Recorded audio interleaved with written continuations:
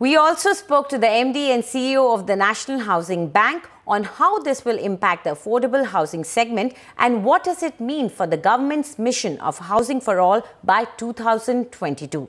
NHB is the nodal agency to implement credit-linked subsidy scheme. MIG 1 is income levels up to 12 lakhs per annum, MIG 2 is 18 lakhs per annum. The whole idea is historic because for the first time, probably in any country, I have not seen at least in any other country, the middle income group or the middle class as we call it has been subsidized. So when you take a home loan, for the MIG 1, you get subsidized up to 9 lakhs and the other one gets subsidized up to 12 lakhs. 9 lakhs get subsidized up to 4% and 12 lakhs get subsidized up to 3%. So if you say my income is 12 lakhs, today if you go to a bank and assuming you do not have any other borrowings, you will have about 36 lakhs of eligibility, roughly. It could be 35 to 40 lakhs depending on the bank. And similarly on the 18 lakhs, you will have 50 to 55 lakhs. Now there, if you get a subsidy, this if up to 12 lakhs and 9 lakhs, this essentially makes your interest rates come down by literally about another 100 basis points. But that is a way of speaking because actually how the subsidy will be passed to you is the moment they claim, you go to a bank, your loan is disbursed, the bank comes and claims, we discount the subsidy upfront and pass it on to the bank which passes on to your account. It should be viewed with the budgetary announcements made for the affordable housing segment. The moment you combine both, where the builders got what they wanted, essentially the 600 square feet is carpet, which means it can go up to 1,000 square feet. Right, which is a very big thing. The stock they hold is not taxed as a rented this one in their hands. And there has been benefits on capital gains. If you compile with all this, it's a great move. And it's the best time probably for an individual to buy a property. So one more question.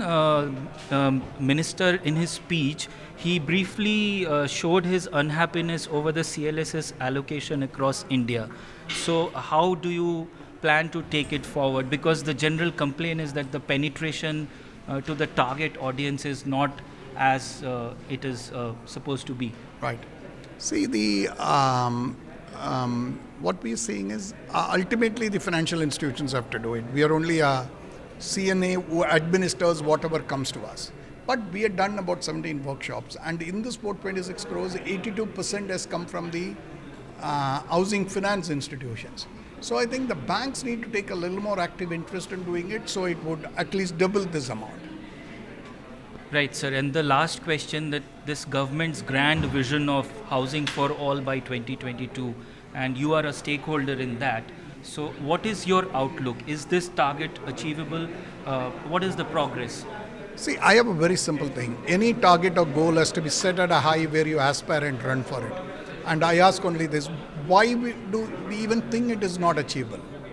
Right? Today, 20 lakhs has been funded by the HOPA. There is easily another 20 or 30 lakhs properties which are coming up in this segment on the private sector. Right? I don't have an exact number, but I'm just putting a number to it because we don't have data on that. But once you have it, it's definitely been achievable. I don't see a problem. And I am saying at the worst, even if we stop at the 85% or 90% mark on this, it is not a bad thing at all. It is much better than what we were. And look at housing. Even at a 50 lakh houses has the ability to have 250 ancillary industries. It will just push up the economy on that.